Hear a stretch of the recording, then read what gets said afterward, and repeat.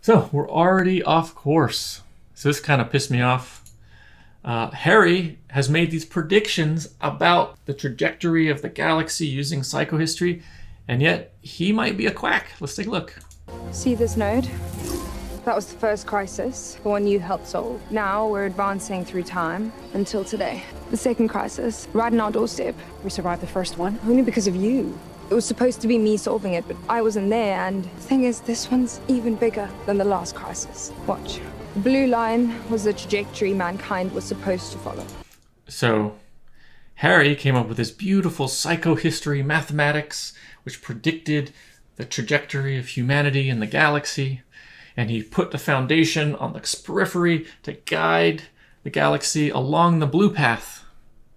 And yet in Crisis 1, we're off. So Harry's psychohistory might be quackery, that he wasn't able to predict anything. We're already off on the first crisis. That's right. We're already off course. It was dependent on a particular individual, Gale, being the guiding force there, which now that she wasn't there, the fact that psychohistory is not supposed to depend on any one individual, well, that's thrown out the window. So maybe Harry Seldon was saying all these grand things when testifying, on Trantor, but it was all fake. It wasn't real. That's right. So Harry testifies that no individual person is critical. But you can't predict individual actions, but you can predict the moving of the herd as a whole. But at the same time, in his theory, he requires specific people to behave specific ways, otherwise things are derailed. That sounds like he's double talking. He's saying two things.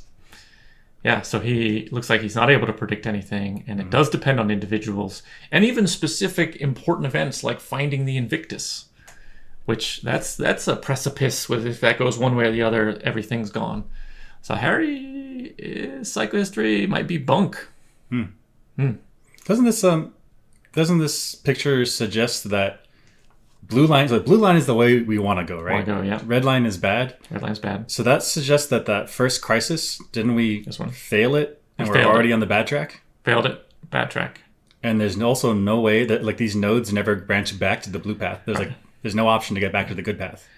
Right, so these, maybe now that I'm looking at this, maybe the alternate paths are suppressed visually. Okay. And it can only be a node really if there's additional branches. Otherwise, it's not by definition a node. It cannot really be an important node. It's just be another point on the string. In fact, as this picture draws it, you could just go through all the problems one by one. There's no option. Yeah. There is no option for succeed or fail. You just do it.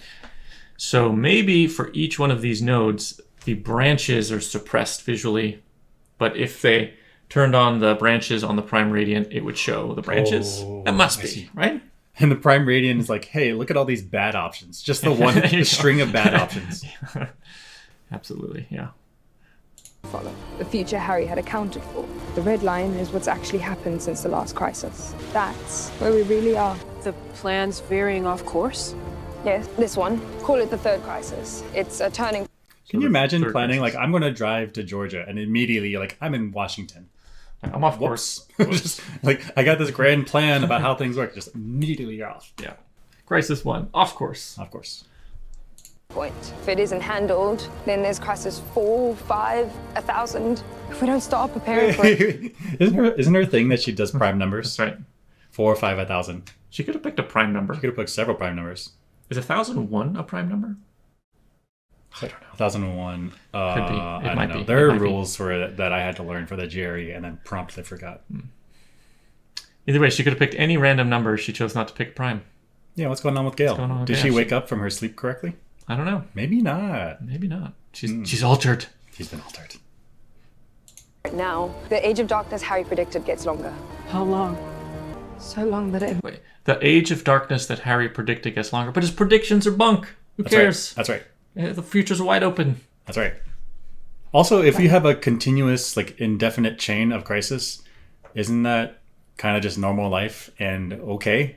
The scenario where there's no more crises is either the world is perfect or there's no more people. There's always going to be problems as long as you keep going along this path. It's okay, actually. Mm-hmm. It's kind of like, the Roman Empire falls and it never gets back together. But we're here.